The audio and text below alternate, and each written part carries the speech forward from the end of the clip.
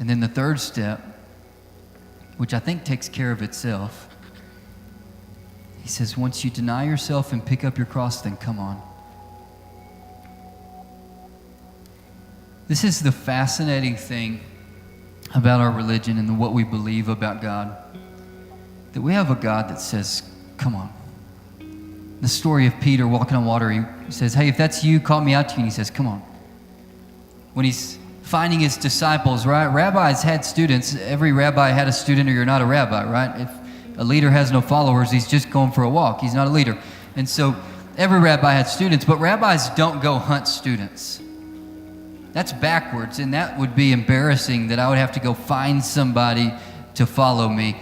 People come to the rabbis and say, I want to be your student. Yet we have Jesus going all over the place and going, hey, I want him. Fisherman, yeah. Roman tax collector, yeah. Zealot, yeah. And he puts together this band of misfits that none of us would choose.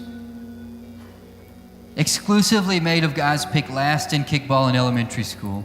And yet he picks these guys and he says, come on and follow me.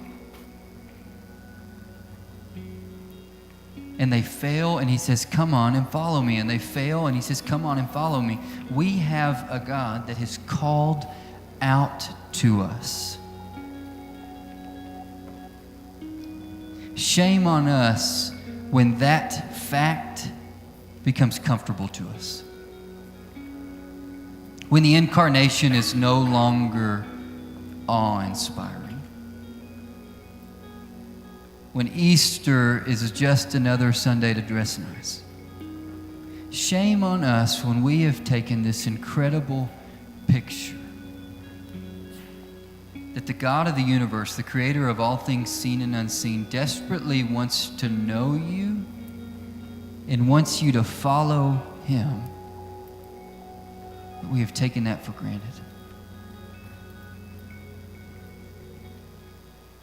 That we've begun to teach Christianity devoid of Jesus' teachings. First thing I did when started the process of, do I want to move to Lubbock? And do I feel like the Lord is calling me to Lubbock? And I didn't want the Lord to call me to Lubbock. And I didn't want to go to West Texas. But once the Lord said, hey, this is something I want you to consider, and I want you to think about this, and I want you to pray about this, and I want you to, right, once the ball started rolling, first thing I did was watch sermons. And I was impressed by the level of gospel that was preached Sunday after Sunday after Sunday after Sunday. This may be a frustration to some of you, but I was impressed by the fact that every Sunday, the focal point was not which holiday was before or after. It wasn't which holiday fell on that day. It was the gospel. And so I want you to know, this isn't the rule everywhere.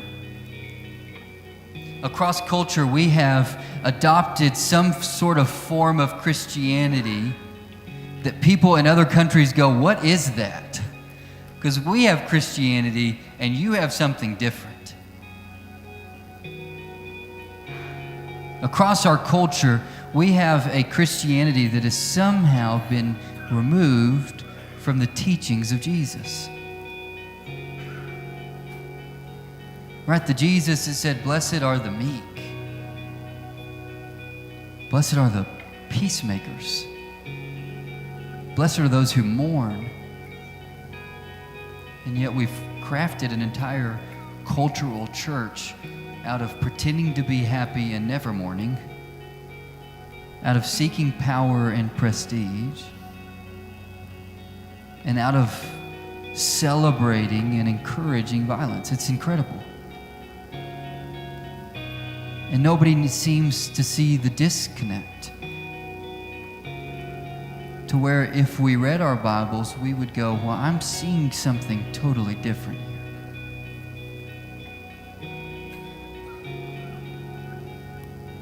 I want to call us back. In this church, we do, I think, a pretty good job of this. But we all, I think, find ourselves in a Christianity that we've crafted of our own.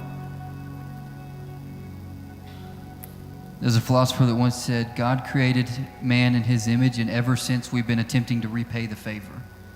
We've been recrafting God in our image and molding a God that looks a whole lot like us.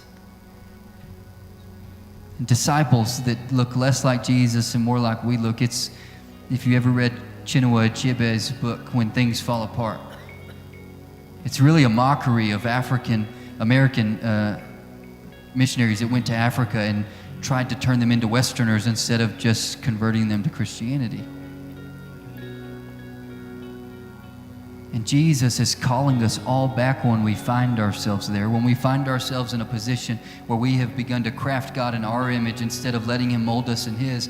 And we need to respond to this call where Jesus says, deny yourself, put yourself not second but last. Right? I am second's fun. It's God then me. He says, no, put yourself last. And he says, get ready because it's going to cost you something. Put on your cross. Carry that thing. And then come on and follow me.